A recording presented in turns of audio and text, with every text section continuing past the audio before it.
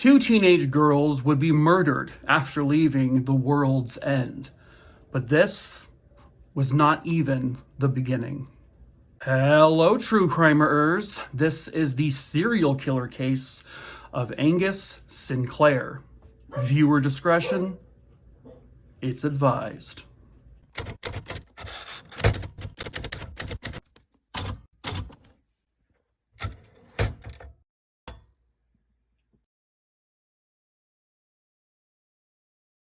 Angus, what a adorable name that is, was born on June 7th, 1945. Damn, he's an old bitch. He was born in Glasgow, Scotland, and essentially he was raised and grew up in St. George's Cross.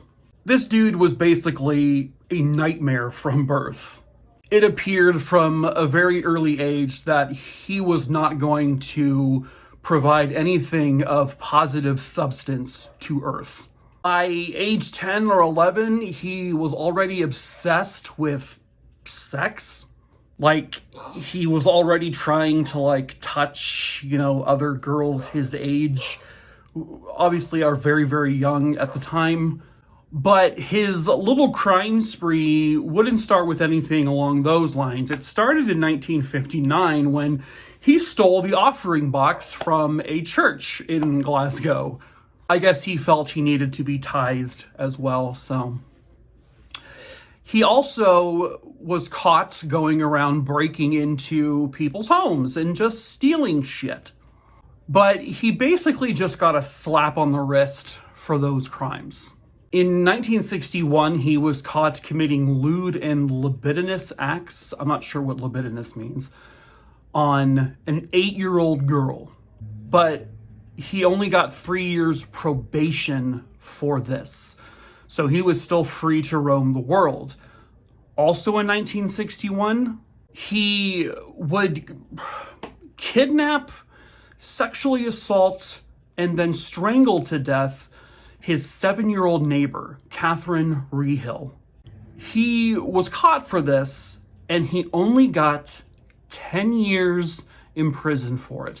I'm guessing this has something to do with the fact that he was just a kid at the time because he was only 16 when he did it. So, teenagers and kids, they should be let off easy when they murder people knowingly and intentionally. To those who don't know, I talk about this all the time over on my TikTok page. I am completely against children and teenagers getting light sentences for murder. I feel like if they are old enough to understand murder and they are old enough to decide to commit a murder, they should be punished just like an adult would. This is basically saying, and it happens all the time here in the States, that, hey kids, go ahead and murder someone. We're all going to give you a couple of years, so hopefully you'll learn your lesson. Usually they don't. And then you'll be good to go and live the rest of your life. So yeah, I just have very strong opinions on kids who kill. Lock them up. Angus, who was sentenced to 10 years only, then only served 6 years for the murder of this 7-year-old girl. 6 years. That's not even how long she was alive for. In 1982, because he's now, again, just roaming the world, he was found in possession illegally of a .22 caliber revolver. Again, slap on the wrist. And then also in 1982, he was found guilty because he pled guilty to 11 counts of sexual assault of underage children, girls. These girls were aged between 6 years old and 14 years old. He was convicted of all of those counts, and he was sentenced to life in prison, but he could be paroled, I believe, after 20 years.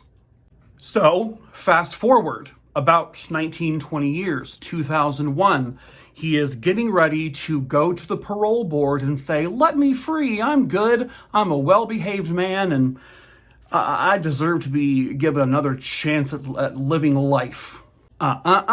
Sorry, sir. Just in the nick of time, DNA that he was required to give as a prisoner, well, it matched something. Let's rewind time, shall we? That was not very good. In November of 1978, a young woman's body was found just sort of dumped near a railway station. This was at Barnhill Station, and the body was that of a teenage girl named Mary Gallagher. She was found with her shirt and everything on, but her pants and underwear were gone. They were off. She went missing after she said she was going to go visit her friend in Springburn, but obviously the young girl never got there. She was found sexually assaulted, and she was strangled with an article of her own clothing. But the killer wanted to make sure she was dead, so he also cut her throat from ear to ear. Now, in 1978, they did not have the extensive DNA testing that we obviously have today. That being said, the police during this investigation were aware enough to collect what appeared to be bodily fluid inside of Mary, and it was semen. So they collected it and they stored it because, you never know. It's evidence. But Mary's case went cold pretty quickly because there really wasn't any witness statements. There was no other physical evidence that could really lead to anyone. And there were never really any genuine suspects at the time. But a little over 20 years later, finally, someone would be caught for it. And that is because they had run the DNA again around 2001 or so while Angus Sinclair was still in prison. And the DNA was a conclusive match to him. So his DNA was found on the deceased body of Mary Gallagher. So, just before he could possibly be paroled for the 11 acts of sexual assault against children, he was then charged with the murder of Mary Gallagher, and he went to trial. And he was convicted, sentenced once again to life in prison. Now, at this point, we have an obvious potential serial killer on our hands.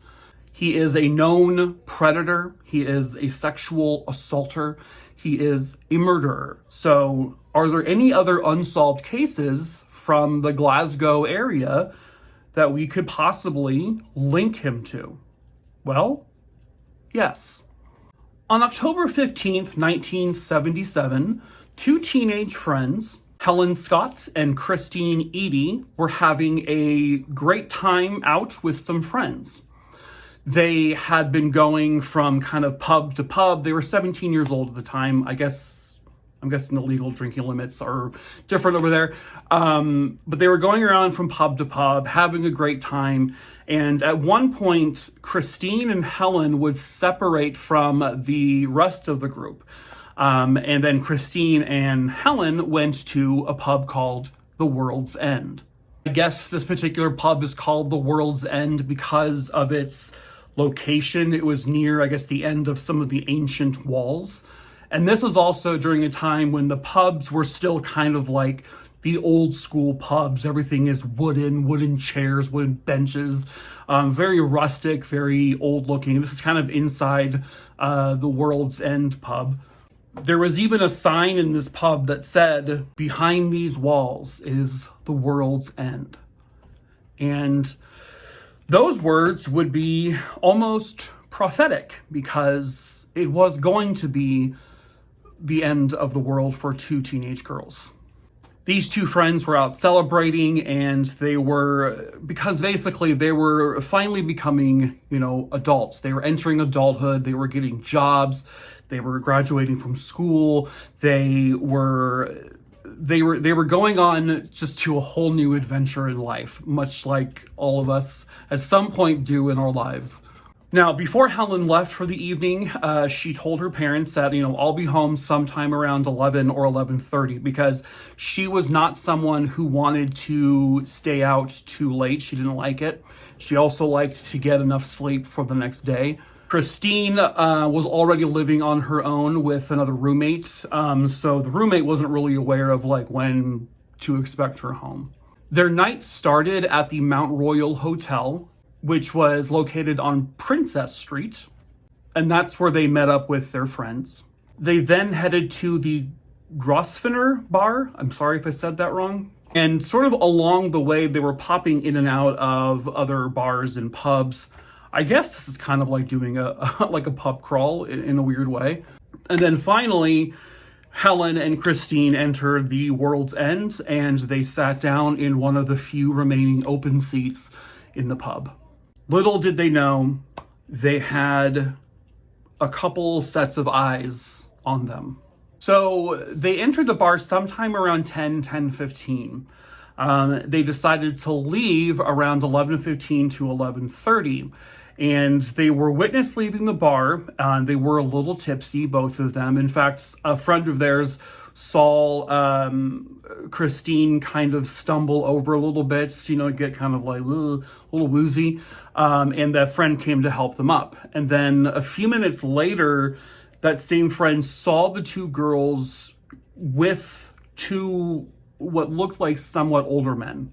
And these girls were witnessed alongside these two other men by a couple of different people. But who those two men were at the time, no one really knew.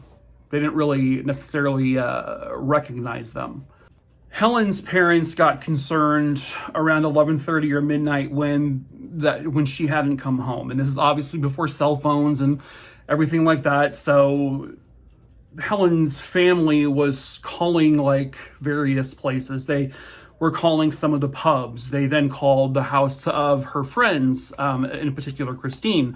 And her friend wasn't home either. And so okay, maybe they're still on the way home.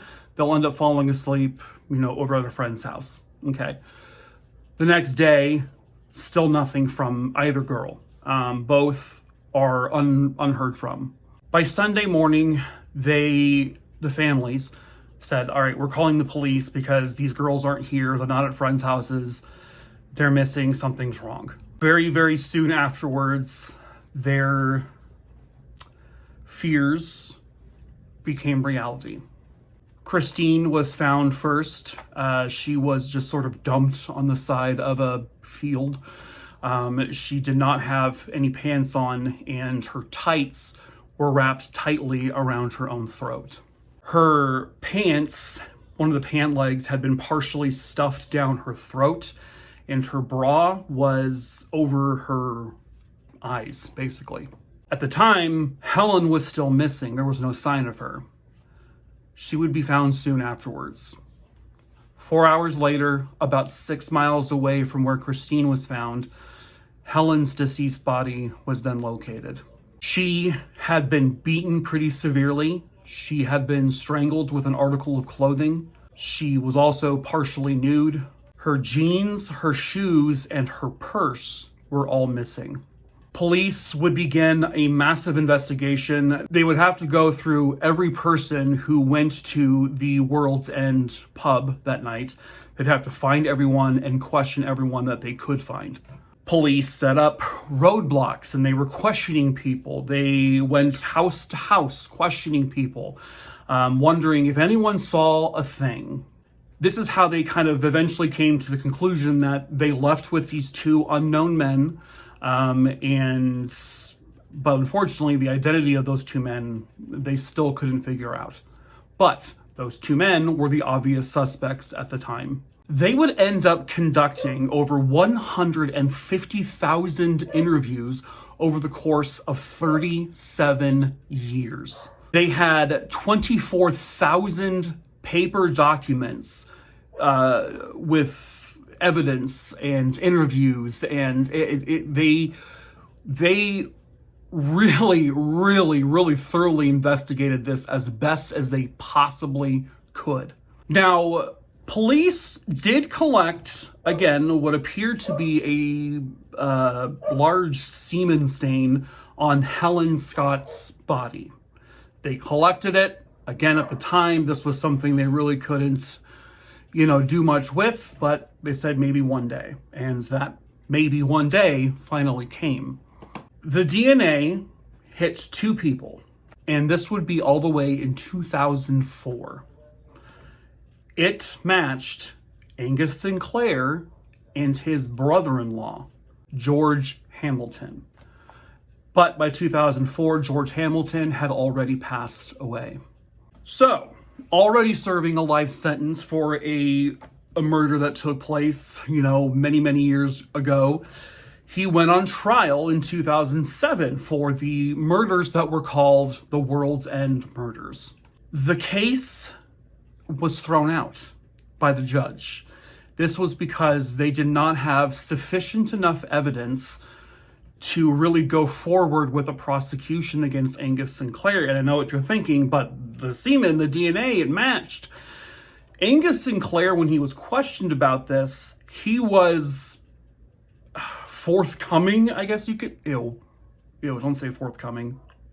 He was talkative, saying that, we met up with those girls, and I had consensual sex with both of them.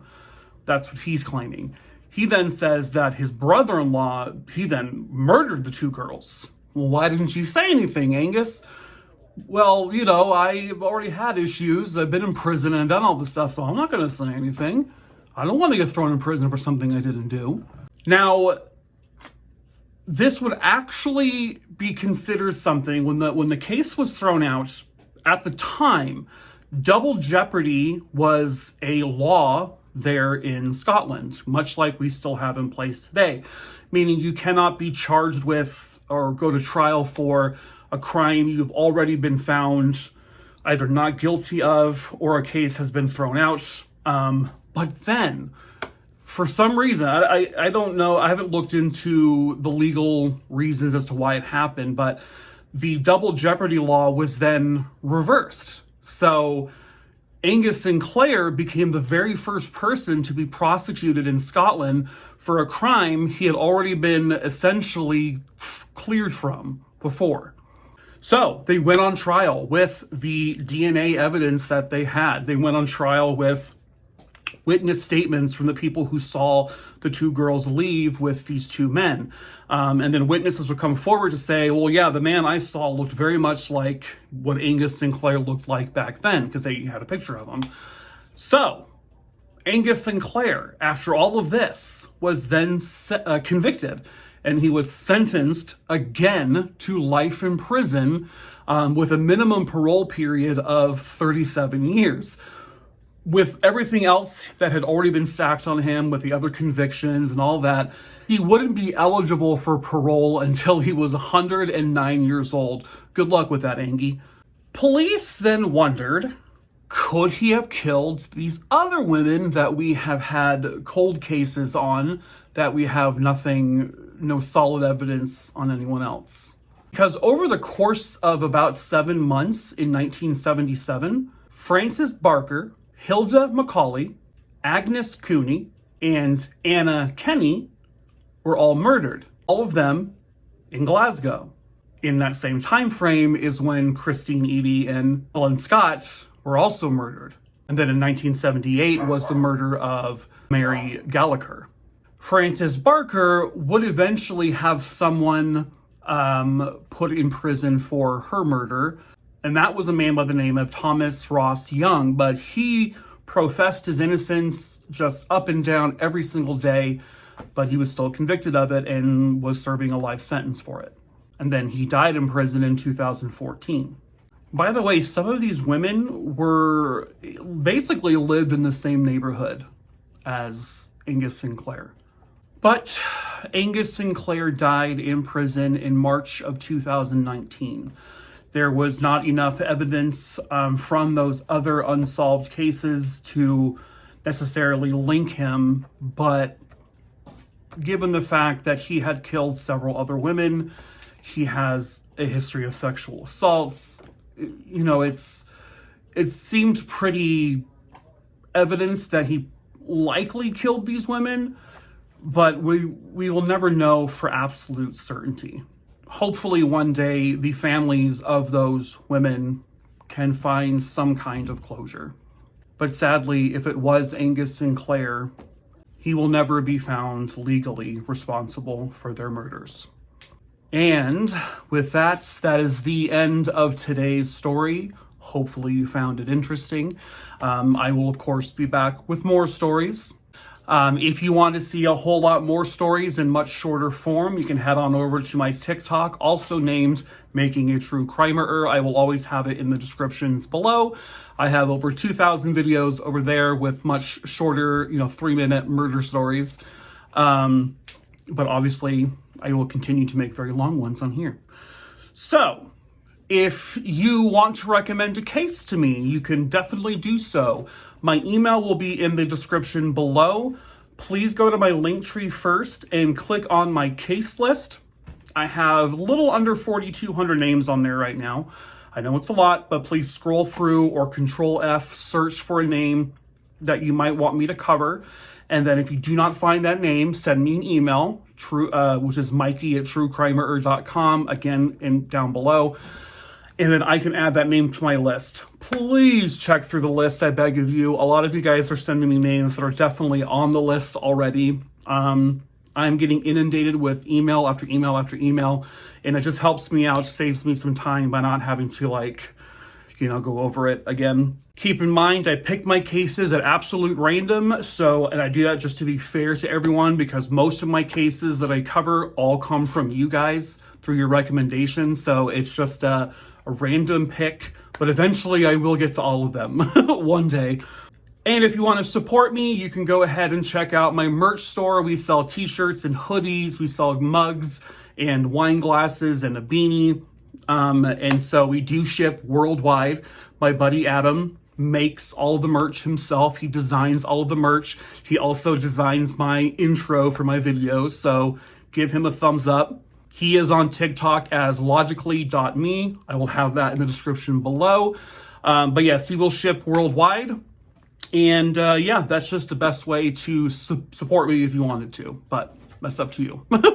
With that being said, that is the end of today's video, and I will see you on the next one. And until then, ta-ta for now. True crime, a Rooney, Flooney Stones. Shit, I don't know what I'm doing anymore.